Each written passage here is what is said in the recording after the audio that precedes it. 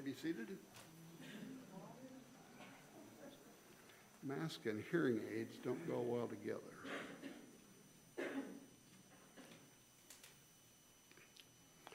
Our choral reading is titled Being Peace, and I won't attempt to pronounce the name, embarrass myself. If we are peaceful, if we are happy, we can smile and blossom like a flower. And everyone in our family, our entire society, will benefit from our peace. And now we're going to have a choral response that Lisa's going to lead, sung to our familiar song to many of us, all for all that dwell below the skies. But it has different words, right, Lisa?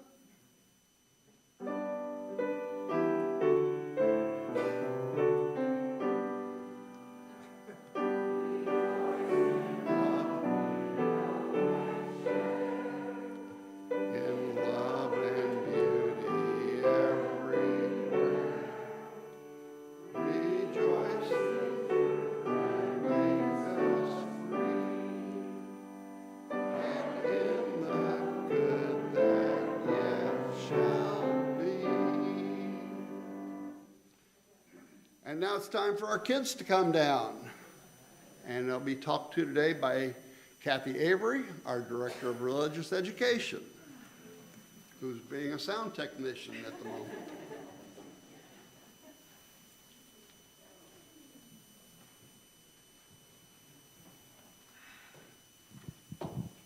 Good morning. It luckily just finished what I needed to do before I needed to do this. Good morning, guys. Good morning. Today, I'm going to read you a story about the beginning of Tai Chi. There was once a young man who grew up in China. Everyone said that he was so calm and peaceful, he should become a monk. Not wanting to displease his family and friends by telling the truth, the young man let them think he was indeed peaceful and calm. Inside, however, the young man was filled with doubt, joy, love, happiness, sadness, and many questions. Sorry, ran out of breath there. Because he wanted others' approval, he kept his feelings and questions to himself. He went on looking calm and peaceful to everyone. When he was old enough, he entered the monastery, because everyone said he looked so peaceful and calm. They did not know his inner secret self. Everyone was pleased because they felt he would make a great monk. For years, he practiced sitting calmly, peacefully, and his masters were pleased. Little did they know that behind that calm exterior bubbled energy, exuberance, and still more questions. The young man kept all these things to himself. After years at the monastery, the young man was tested for his deep inner religious peace. He was to go to the top of the mountain to meditate daily for many months. And on the final day, the master would observe his meditation. He went to the mountain for many days. He sat and sat and sat. He looked very calm and peaceful on the outside. But on the inside, his mind was filled with the crane's flight, fire and shadows, and the earth's elements, as well as questions of beginnings and endings. He did not tell anyone of the scenes and questions that filled his mind. One day, he was at the top of the mountain, sitting peacefully, pretending to be calm, meditating and preparing for the day of his exam, which was only 2 weeks away, when a fly landed right on the end of his nose. What a stubborn fly! He wiggled his nose, trying to get it off, and it didn't work. He waved his hand, and he discovered how joyful it felt to move. The fly then landed on his nose again. The The young man waved his other hand. This too felt wonderful. The fly began to turn circles and move with the wind and earth. The young monk leaped and laughed, dancing with the fly. As the days passed, the young man looked forward to his dancing and moving with the fly. He lost track of all time. Hours, days, minutes. He knew only the joy of moving in harmony with the elements, earth, water, fire, wood, wind, and metal. The young man went to the top of the mountain on the day of his exam, but he had forgotten that this was the most important day. He saw the fly, and they began to dance together. Earth, water, fire, wood, wind, metal. They moved with focused energy and great joy. Neither the fly nor the young man noticed the master of masters seated, watching their movements. Ruh-roh. After a while, the master of masters approached. The young man grew silent, embarrassed, and fearful. He was supposed to be calm and meditative. He looked down in shame. He had failed his training. What do you guys say? Dun, dun, dun. The master of masters then said, "Young man, you must teach me this movement. You use the energy of the life force to mirror earth, fire, wind, sky, birds, and water. This focused energy complements our study of inner peace. Since all is in balance, we need stillness and energy. We need peace and activity. We need meditation and movement. Teach me.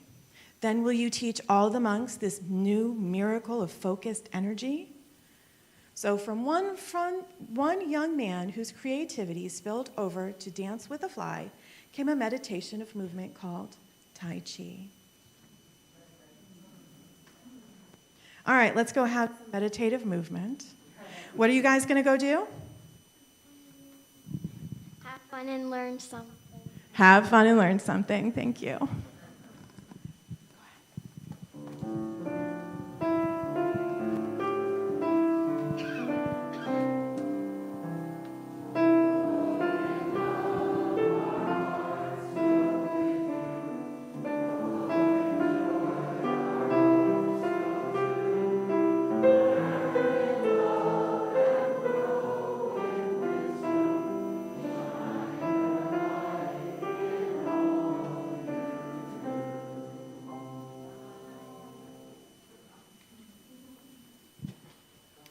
Well, it's this part of the service where we do our celebrations and sorrows.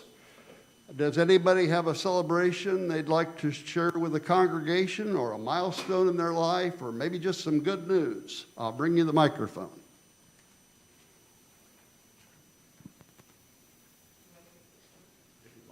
Do I hold this?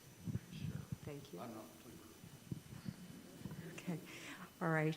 This is a mixture. What did you use the word? Happiness? Life change. I'm improvising. I will be leaving this area. My house is in contract.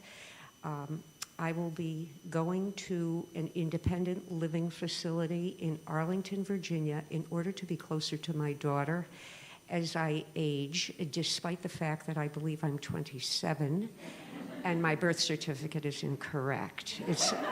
It says 79, but no. What I will miss is the richness in all of the best ways of this community. Everyone I know and love shares that, and it's remarkable to me, it's unique, and when I come back to visit, I have to come here. But I will tell you that my daughter called me the other night, and she said, the neighbors, they're on the corner in Falls Church in her area. They always have a big UU sign outside with the 7 principles or a message, and I always stop and visit it. I take pictures of it. So she said, they know you're coming. So So UCA, Unitarian Universalist Congregation of Arlington, is waiting for me. Thank you.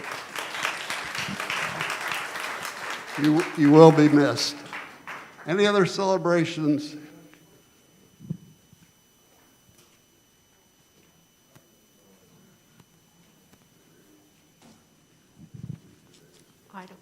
I'm going to speak through the mask. Can you hear me? It's easier than thinking how to put it back on. I grew up in Arlington, Virginia in the 40s and 50s. It's a great place to live. Thank you. My celebration is I was able this week from the 21st through the 24th to get on an airplane and go to Chicago and go to Des Moines, Iowa, and go to Grinnell to a grandson's graduation where most of the family was gathered. It was a joy. And then I reversed it and came back, and it's good to be home. The grandson's name is Aiden Danbury.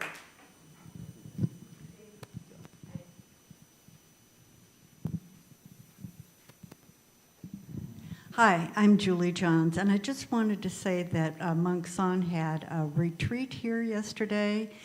I'd say probably about 30 people from Venice and Sarasota in and out through the day. It was a wonderful experience, and we're glad to have this facility to use. Thank you, UCOF.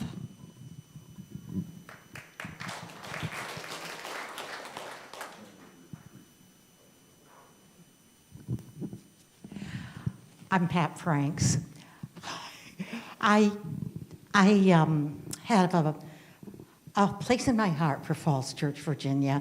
My sister used to live there. I loved that place, and had I been in a different position in life, I would have moved there myself when I was going to make a move. You will love it, okay? Yeah. And for the rest of you, this is a celebration, I think. I went to the doctor last Monday, and the first thing he said to me is, have you ever had a heart attack? And the second thing he said was, well, you failed your stress test. And the third thing he said is, I'd like for you to go right now to the hospital. And he said, my colleague is there and he's waiting for you, and we're going to either put a stent in or we're going to do open heart surgery. We don't know which. So can you go right now? And I said, no. I said, I've got 3 workmen in my house, my cleaning lady, and 2 puppies. So actually, I was able to get there by 1:30 in the afternoon because Laura here dropped her life and came and got me and took me there and hung out until we were kind of sure that maybe I'd stay in the hallway for quite a while, but otherwise I was okay. So I was in and out. I got a stent, and I don't know that I feel any better. I got to say to you that this whole thing was kind of shocking, but I am standing.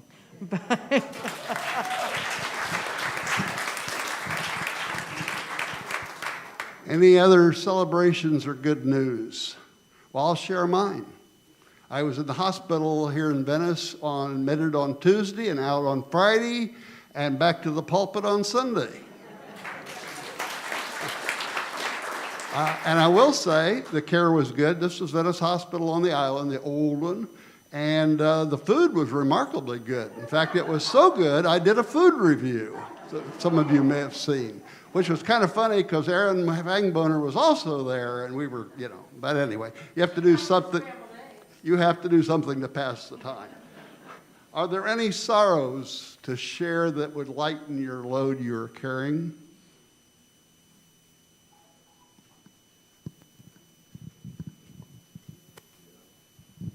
I'm Donna Schaefer, and I am leaving on Wednesday to head to Maine for 3.5 months, so I will be back mid-September, and I want everyone still to be here, alive and ready to go.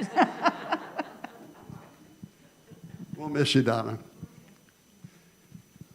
May the gratitude and celebrations among us this day become a blessing to all, and may the concerns and sorrows of each be carried in all our hearts. A burden shared becomes a load lightened.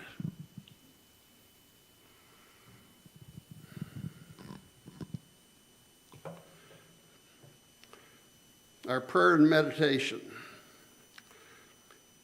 Let us now take a moment to relax and breathe deeply. Set aside any worries and problems that may be on your mind. Make a choice to connect with the deep peace that resides within you. With every breath you take, let a sense of calm enter your mind and body as you feel any stress leave your mind and body. Enjoy and feel gratitude for this feeling of calm and harmony as Lisa plays our interlude.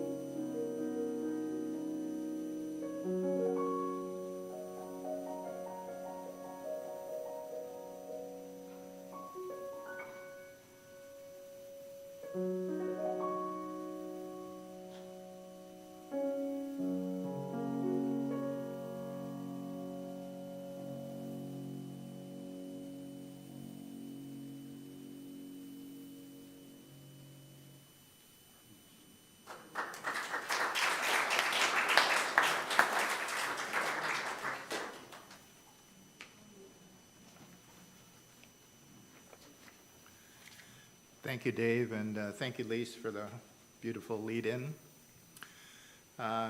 First, I'd like to bow to you, your Buddha nature, your Christ consciousness, your spirit, basically your true nature, and we all have it. My name is Jim Piekarski. I'm a retired psychotherapist and moved to Venice 7 years ago. My own spiritual path has been influenced strongly by Eastern thought and mostly by mindfulness meditation.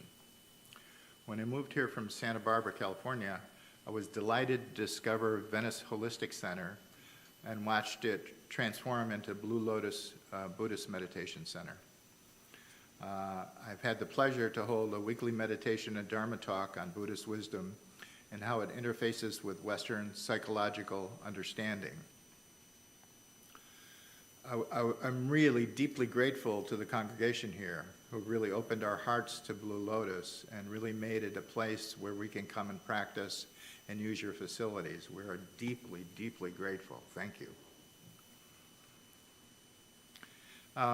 Today I'm going to talk about the power of meditation, and first really discussing two things. The first is the thought stream, which I'll define, and the effects of meditation. It's important to distinguish the thought stream from rational thought.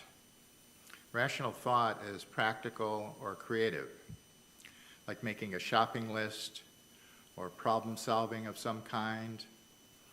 Even the thinking you're doing when you were playing a game on your iPad or doing a crossword puzzle.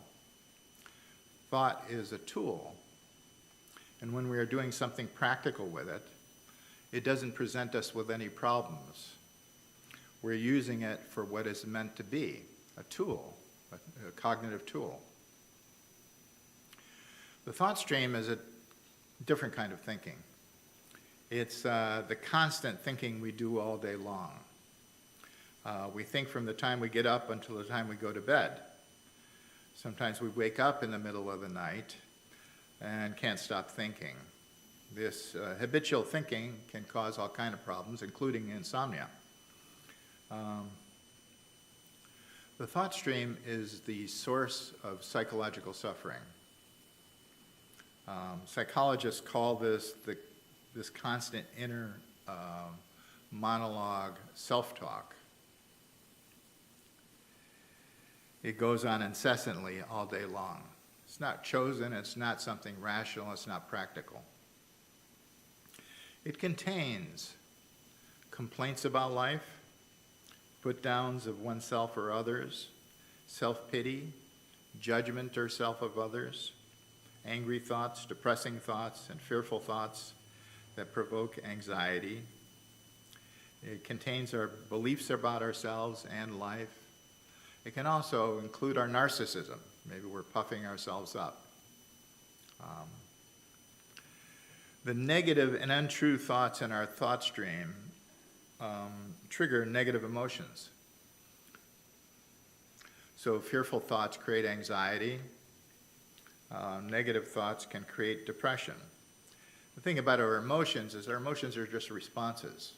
They can be responses to real things, or they can be responses to imagined things. And we imagine all kinds of things in the thought stream, and we're going to respond to those emotionally. When we respond to those emotionally, not only is our emotions involved, but our emotions live in our body. And because of that, our bodies are going to respond also. So fearful thoughts will create anxiety. Anxiety is a combination of fear and tension in the body. So these thoughts tense up our body. You cannot think negative thoughts, believe them, and not trigger negative emotions and stress.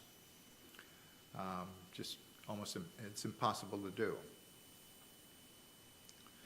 Psychotherapists, psychology discovered how self-talk creates psychological distress. In response to this, they developed cognitive therapy. Cognitive therapy is the most well-studied and successful therapy there is, basically. It's used to treat all kinds of problems. In cognitive therapy, what you do is you question your own thinking. when you see yourself thinking something that is negative or untrue or is causing some negative feelings inside of you, you examine that thought. So you ask yourself, is this true? Am I absolutely sure that this is true? And through this process, what happens is you can make sure that your thoughts match reality. Because a lot of times our thoughts do not match reality. They do not match what's actually happening or what's true. The goal is to eliminate negative and distorted thinking, to make sure our thoughts match reality. One thing you may want to do is just start noticing your own thought stream, your own thoughts. Notice the difference between when you are thinking rationally and practically and have a goal and using thought as a tool, and when thought is using you as a tool.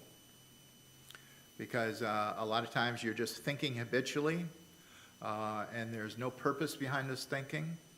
And what's happening is it just creating stress in your life. So a lot of times people don't make this distinction. They do these different types of thoughts. They don't really think about their thoughts very much, or look at them, or notice them, or are aware of them. And it's really can be very helpful to do this. So meditation deals with the thought stream differently than psychotherapy. Instead of questioning each thought individually, we teach ourselves in meditation to ignore the thought stream. When you ignore a habit and don't respond to it, the habit diminishes or disappears. So habits demand attention, they demand belief, they demand practice. And if we're not practicing a habit, what happens is it tends to fade and hopefully disappear. So the basic process of meditation, how it does this, is that every time that we get lost in thinking, we notice that we are thinking and we shift our attention back to something that, like the breath. The sensation of the breath is an actual experience.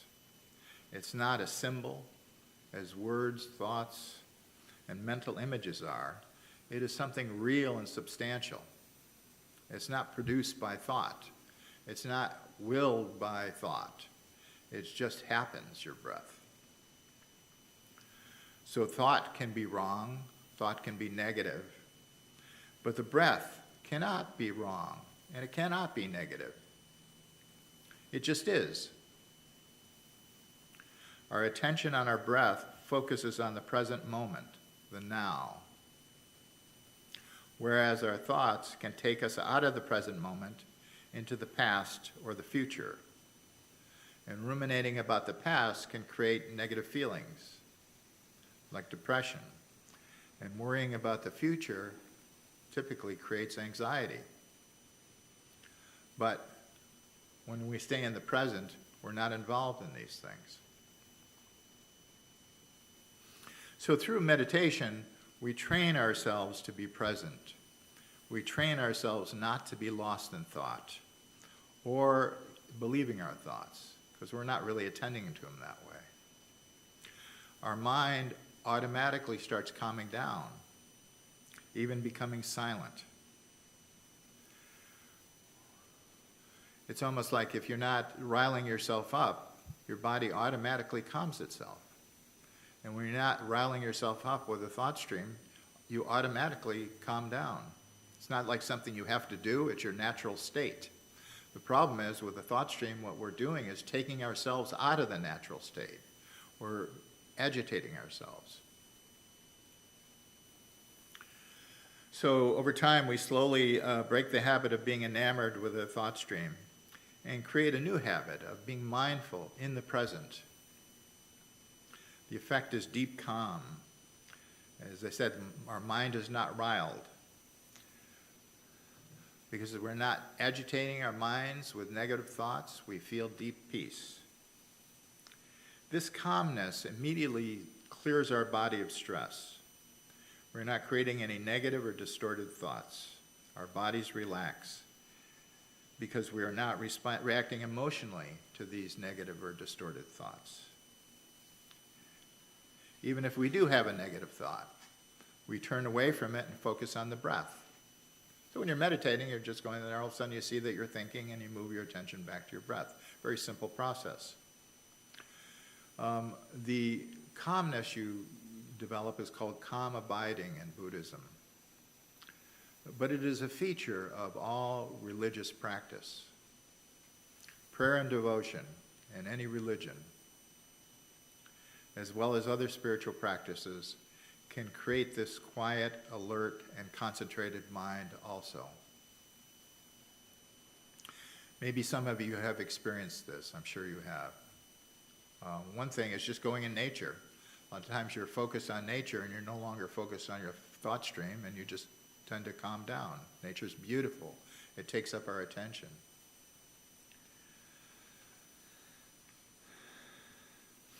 So there are scores of scientific studies on the power of meditation. Scores of them. It's amazing how much research has been done scientifically. People who meditate tend to live longer, be less stressed out, and are healthier. Meditation is helpful for these conditions, and these are only some of them: anxiety, depression, loneliness, high blood pressure, and all diseases exacerbated by anxiety, such as psoriasis. It also helps people become happier and stay healthier as they age. There was one study that showed that people who were meditating tended to live longer than people who didn't.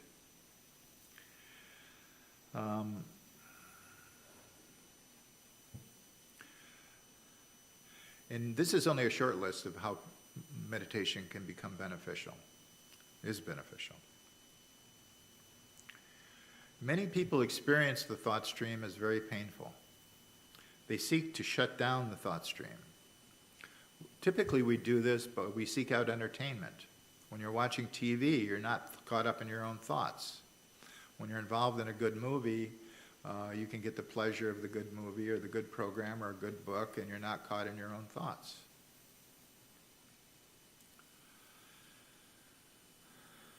So one of the side effects of this is to focus on this other content. One of the problems is that once we no longer reading the book, once we're no longer watching the movie, we go back to our thought stream. Although we've distracted ourselves from our thought stream, we haven't trained our mind not to pay attention to the thought stream. And meditation trains our mind not to pay attention to the thought stream. So the thought stream reasserts itself if you don't train your mind to develop that skill or that habit. When I used to treat alcoholics, I had a quite insightful person in recovery, and he was telling me about one of the reasons he was drinking. He says, yeah, I have all kinds of excuses for drinking, he says, but the main reason I get drunk is when I'm drunk, I don't think anymore.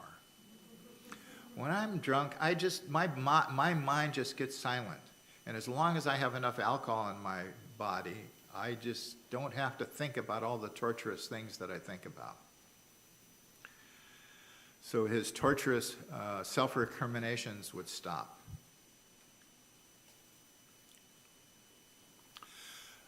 Once we develop some capacity to quiet the mind, another thing happens as we develop more capacity for wisdom. When our mind is quiet, we are automatically putting aside our preconceived notions, and we are able to look at issues directly without prejudice. We can see things because we're not getting interfered with our own thoughts or preconceived notions or beliefs. We can also look at ourselves more directly, because a lot of times people have trouble looking at themselves. So what happens is you can see yourself, and you can see yourself with less reaction. You can see yourself and also with more objectivity, because you're not seeing yourself through the artificial lens of thought. You're seeing yourself and life directly. Here's what Albert Einstein said about this. I think 99 times and find nothing.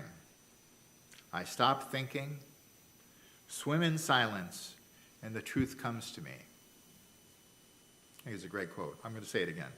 I think 99 times and find nothing. I stop thinking, swim in silence, and the truth comes to me. Einstein, like most theoretical physicists, tended to be very spiritual. It's almost like when you study matter on that level, you realize that it's almost like you start realizing some of the same things that you do from religious philosophy. Another side effect of meditation is meditation makes people more caring, more peaceful, happy, and wise. More caring because you just tend to be open. You're not so, your mind isn't distorted by prejudice or self-occupation. More peaceful, of course, we've talked about that. Happy and wise. Besides having loving friends and family, healthy eating and exercise, there's hardly anything you can do for yourself that is more beneficial than meditation. And if you'd like a list of the scientific and medical findings regarding meditation, you can email me at jimpi@aol.com. That's JIMPI@aol.com, and I'll send you that. Also, if you would like to find out more about meditation and try practicing some formal meditation techniques, there will be a beginner's meditation class instruction that I will be giving here on June 22nd and 29th. Those are Wednesdays at 11 a.m. in the Asta Linder building. And you're all welcome to attend. Even if you have some experience meditation, it'd be great to have you there.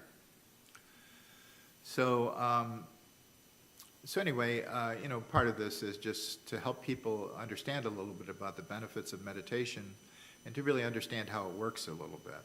I think, unless you've studied meditation deeply, it can be kind of a mystery how this happens.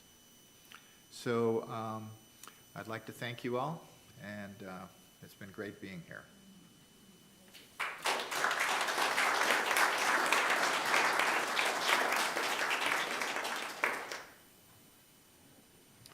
Thank you, Jim. I'm sure there are many thoughts there that, if we put into practice, would improve our lives. So thank you very much. Let's sing. Rise as you're willing and able, and let's do hymn number 100. I've got peace like a river.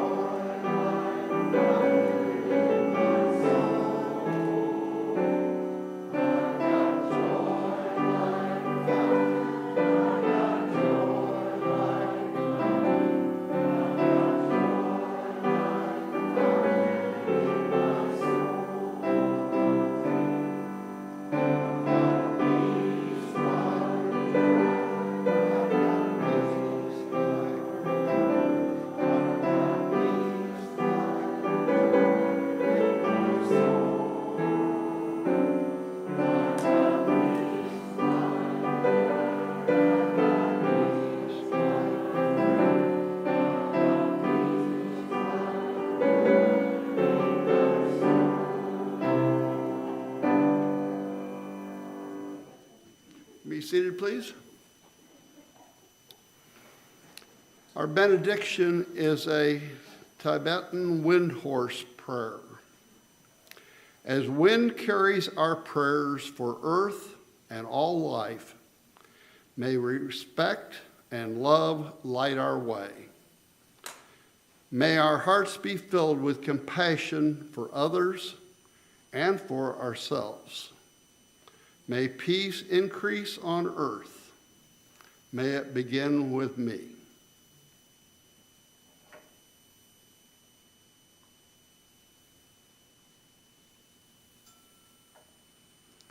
The chalice is extinguished.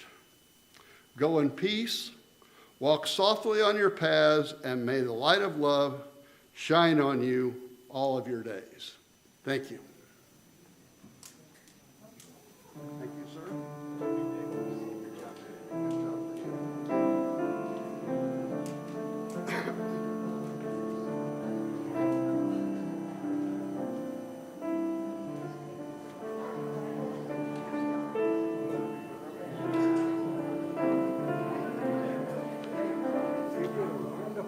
Well, thank you, sir. Thank you.